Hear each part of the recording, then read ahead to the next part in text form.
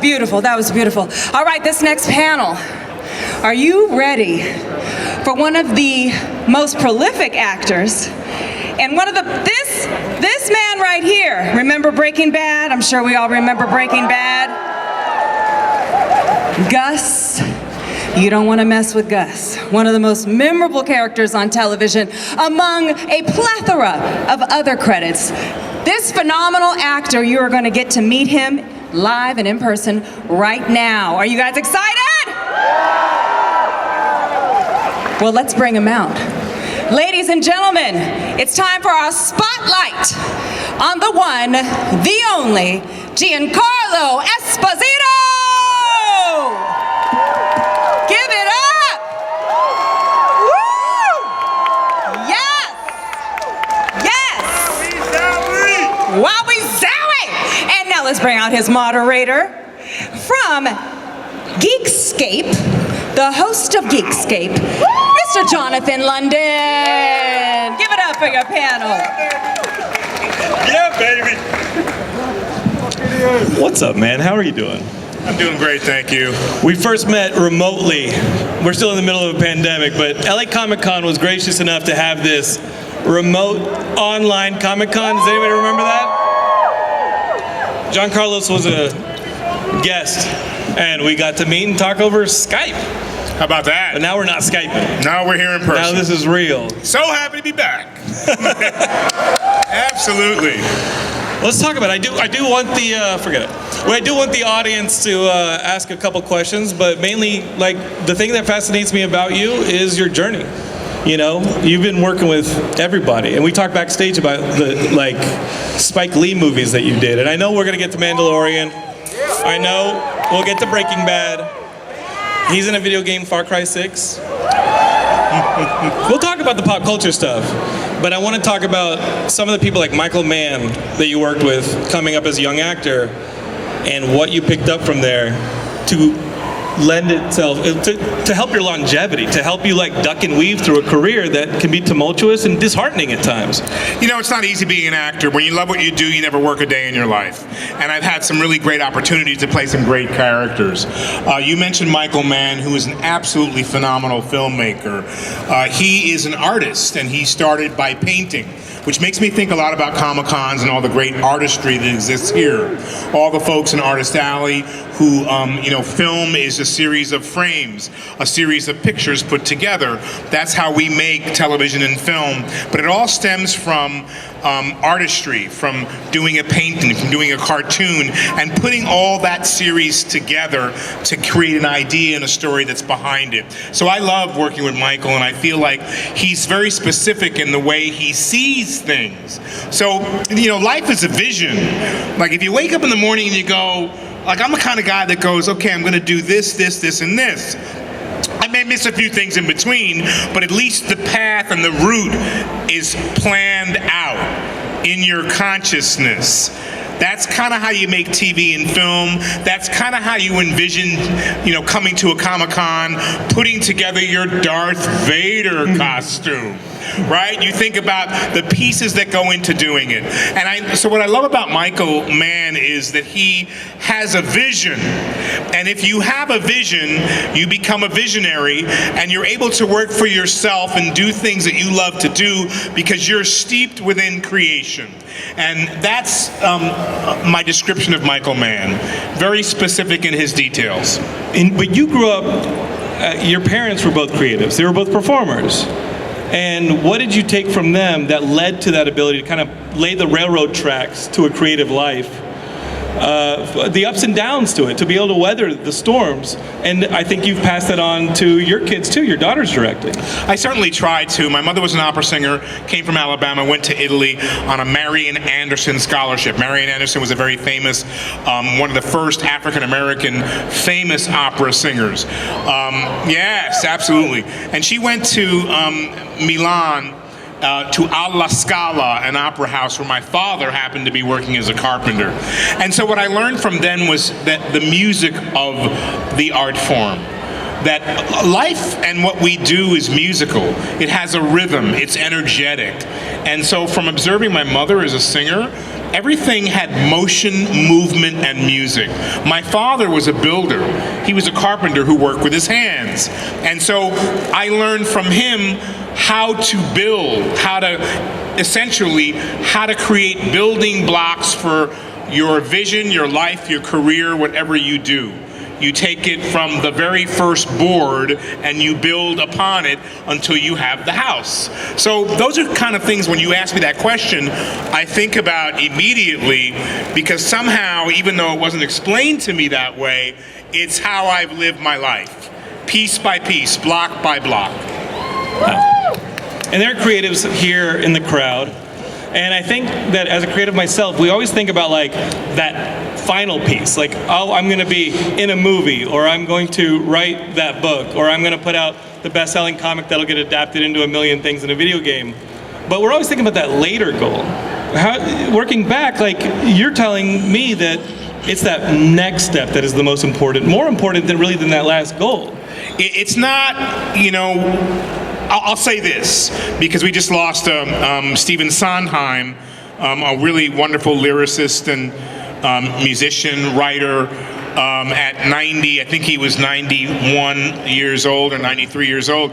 And I did a show with him called Merrily We Roll Along. And so I'll say, it's not where you start, it's where you finish. Okay. But you can't look to be finished before you've started. And so as a young actor, I was around so many actors who just wanted to be famous. Yeah. And some of them succeeded in being famous for this amount of time. You know, and then they were done with that. It was over for them. So I had that feeling when I was young. I wanted to be, look, we're human beings. We want to be recognized. We want to be seen. We want to connect with each other. And the only way to do that is to be in observance first, is to see more than you say. And then say to someone something good, something that would allow them to focus on their confidence, not their weakness. So if I'm in the beginning of my journey as a young actor and I want all these opportunities, if I'm just looking to be a star, it's not going to happen. I fell in love with what I do. And I mean this, what you do today determines your tomorrow. You want to do something, you've got to do something to get something. That's the only way it works. You want to enrich yourself and strengthen yourself to be able to be an observer and to be able to be acknowledged that you have something inside of you that can contribute. Not a little idea. You know, my little idea never went anywhere. Well, I hear people say that. I had a little idea. There's no little idea anywhere, anyhow, anyway.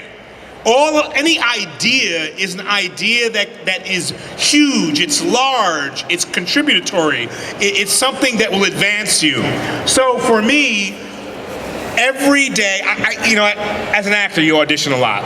Yes. You got to go in, you got to read, you got to be told no. Thank you very much. Oh, that was good. Thank you. Yeah, you'll never see me again. Bye.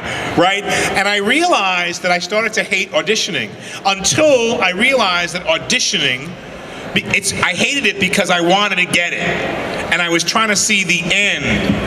Right? That's what you're talking about. Those are your practice. Those are your reps. Now I still go to an audition. Even today, they want you to read. I don't get upset. I'll go in and read. And I thank them. Thank you for allowing me to do my craft today. And that's how you develop your love for something, and you'll never lose that, and it won't matter whether you get the job or not, because there's one after it, and one after that, and one after that. It will happen for you if you realize that what you're creating is a love affair between you and what you do, and your craft. And that will fill you up, and it'll take you as far as you need and want to go. I love it. I love it. And I know we want to talk Mandalorian, I know we want to talk video games, we want to talk this stuff, but I think that this is important for young people to hear, for creatives to hear, And you do have a Mandalorian panel tomorrow at noon, right here, that you can also talk a little Mandalorian about. But when I'm a professor and I'm telling young students about filmmaking, one of the things that you touched on that I think is really important is if you're going to fail spectacularly. You said there's no small dreams, and I think everything, you just go for it, because even if you fail, that is feedback, that is something you won't repeat. But if you are going big, you can get people excited, they will get behind you, and who knows where you might end up, just in case you hit that one out of the park. It's infectious. You know, there's no reason to go small. I know for me, and I'm going to tell you this because I know probably many of you think of me as in a certain way. A bad guy, yeah. Well, yeah. A bad guy, or someone who's confident, someone who's made it. I still get nervous. I still think that my ideas, some of them are small ideas. I sabotage myself before I'm told no. And I've changed that now. You know, you change it because you just start to get open about how you share. This may sound stupid to you, but I believe in it, right? And tell me if you think this is stupid. And you tell your idea, and your honest friend is going to say, you know what? Part of it is really stupid, but there's a part of it that's really brilliant, right? And so you're going to get the truth from people who really aren't just there to tell you what you want to hear. So I'm going to tell you, I still get nervous. I'm working on a piece in New York right now for Netflix called Jigsaw. Every day I go in, do I know my lines? Do I know my material? Do I have any new ideas? Am I open to doing it differently? You know, in my world, I want and have to be bulletproof. But it's not until I've done all my homework and I have forgotten about it that I go, now just relax. Because if you don't know it on the day, you better make it up, and you better make it believable, because that's what I do as an actor. So if I can relax and breathe, I can be more centered in a position to do my work the best and to enjoy it even more than I ever thought I could. A quiet confidence, a stoicism, from repetition and from just confidence, like a quiet confidence, not a boastful confidence. Yeah, for me, it's the confidence is not to impress you or any of you. It's to help me to be calm. It's not to show you I'm a badass. No, I can't show you that. I have to believe that. And if I believe that I can walk into a room and control the chaos, if I believe that, then I can.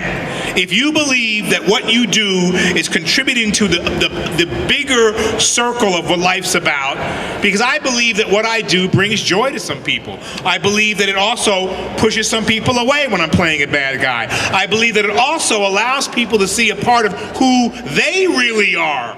Because when I start to wake up, I go, oh my gosh, I just saw what she just did. I do that all the time.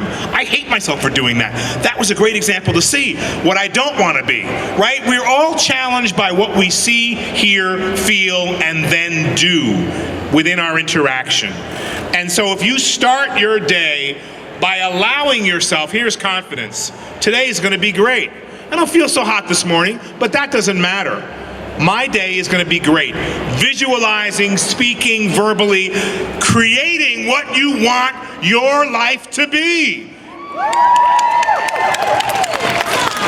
Let's inspire these people. I think that duality that you're talking about is something that we see in your characters. Because even though you have like a Gus Fring, who does some pretty bad things, just no judgment. He's doing terrible things. There's still this fatherly care. There's a tender part of him that seems contradictory to where he ends up or the things he has to do to maintain his truth, right?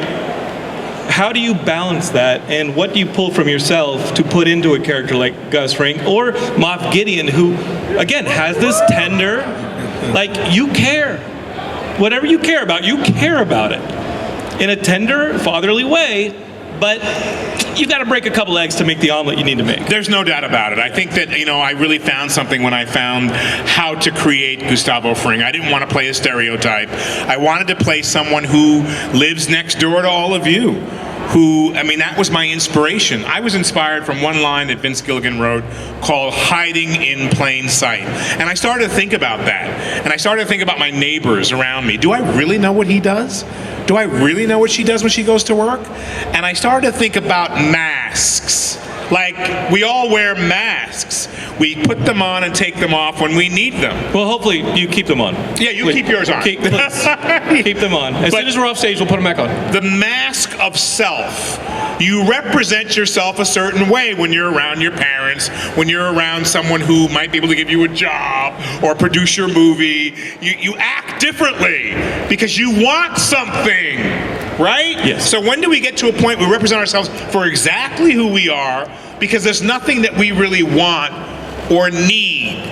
We want to collaborate with someone who will be a great collaborator with us. I want to work with people I really like to work with. So when I started to think about this as Gustavo Fring, in the mindset of creating the character, I didn't want to be, I'm half Italian, half black. I didn't want to be the Italian guy with the little poodle, the real nefarious, stereotypical bad guy. I wanted to be human. Why? Because there's half of me that's black and half of me that's white. There's half of me that's good and half of me that's not so good. And, in the thoughts that you think and how you act and how you perceive yourself, that's another mask. Who are you really? And that was my question about Gustavo Fring. Why can't he be concerned and want to take care of his workers in Los Pollos Hermanos? Why can't he be a good boss who is more concerned with teaching you how to do it the right way? How you do anything.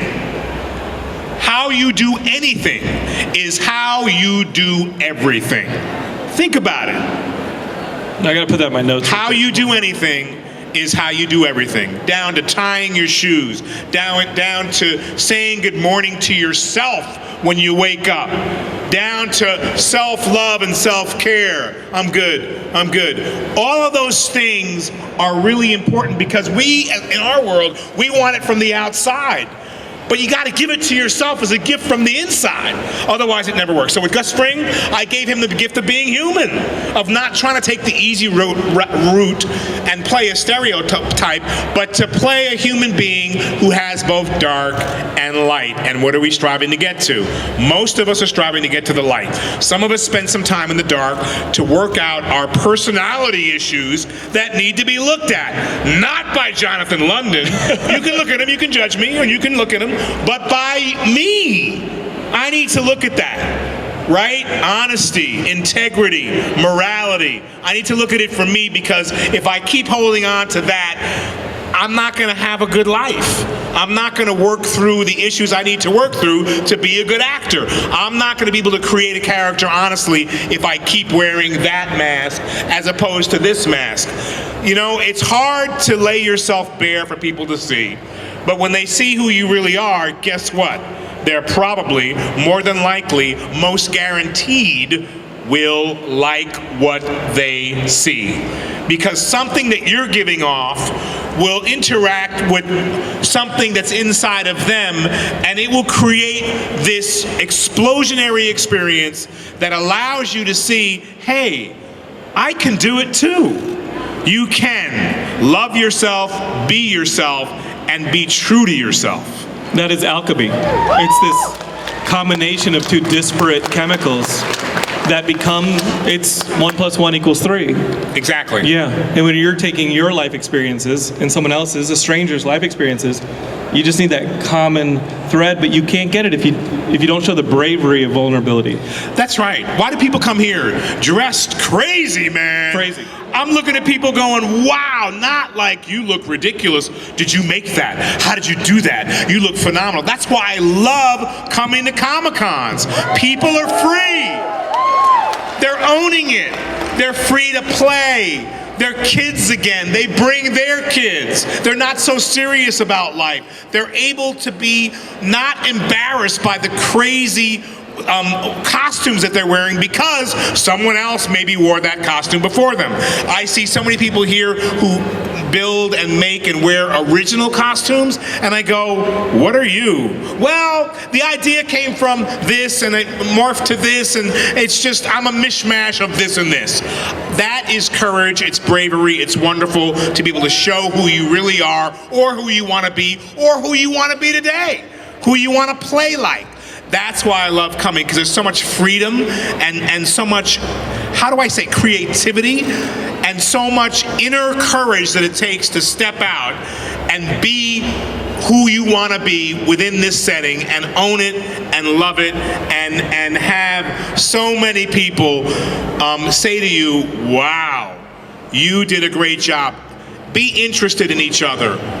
Be interested, because that interest takes the focus off of yourself, and it takes, I'm looking at a guy's mask right there, wow. Oh, it's on top of his head. His head was down. Yeah, man, you look great. You're like, that Yeah, guy's it's really tall. cool. You know, this is the wonderful thing about how we're able to interact with each other, if we can really see and share the energy that flows back and forth between human beings. Now we're able to do it again, and I hope it continues that way for a long time.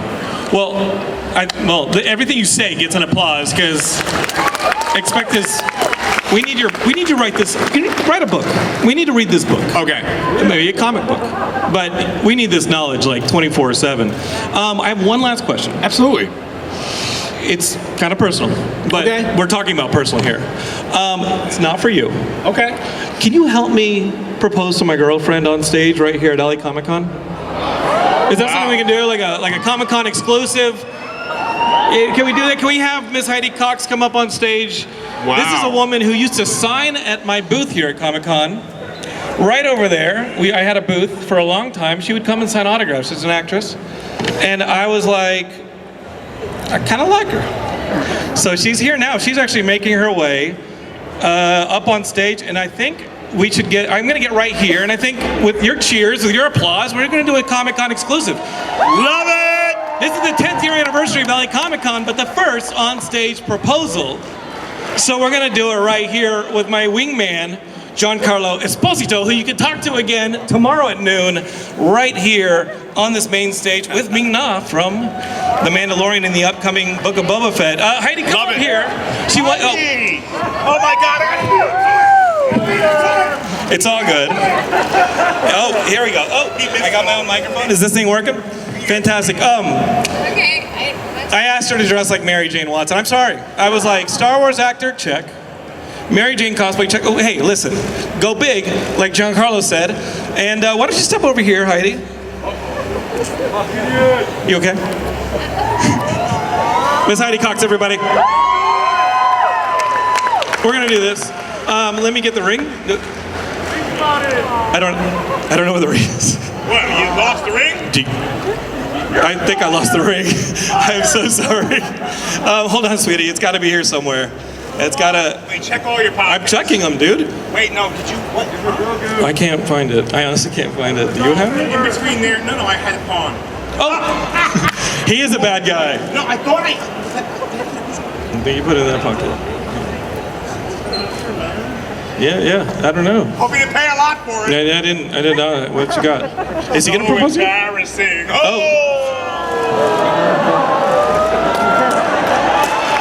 This guy, Giancarlo Esposito, everybody. I've been holding on to this box for a year and a half. Yeah.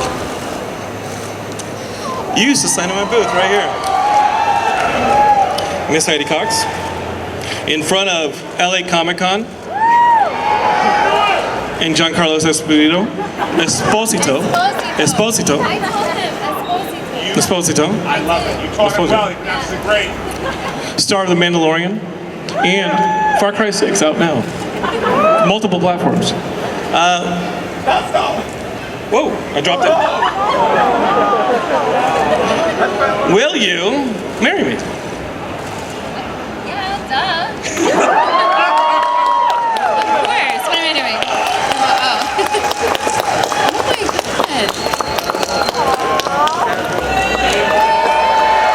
It's very pretty. It's very beautiful.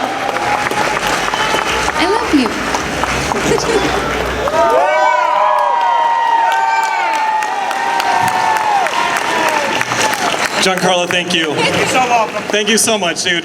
Best wingman ever, right here, this guy. Best wingman ever. Thank you, brother. Thank you, thank you. Thank you for having me. Congratulations!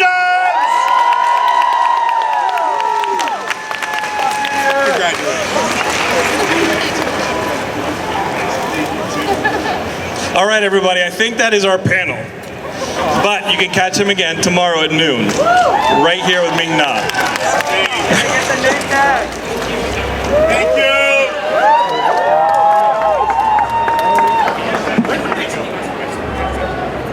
Yeah, you got it. Can I get the name tag? Are you doing this?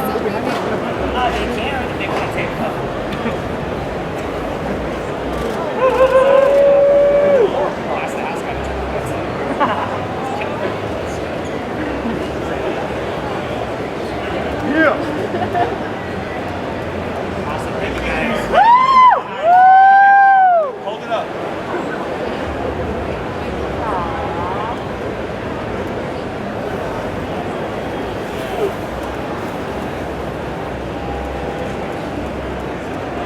Awesome. Thank you, guys.